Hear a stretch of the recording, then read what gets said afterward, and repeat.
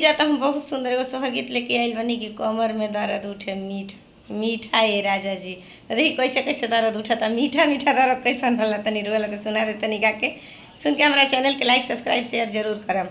अरे कमर में दर्द उठे मीठा मीठा ये राजा जी, कमर में दर्द उठे मीठा मीठा ये राजा जी, सीखी कमर दावे के तरीका ये राजा जी, सीखी कमर दावे के तरीका ये राजा जी। सासू जी आई है देवता जगई है उहो मंगी है चुनारी, सासू जी आई है देवता मनई है उहो मंगी है पियरी। अरे सीखा पियरी देवे के तरीका ये राजा जी, सीखा पियरी देवे के तरीका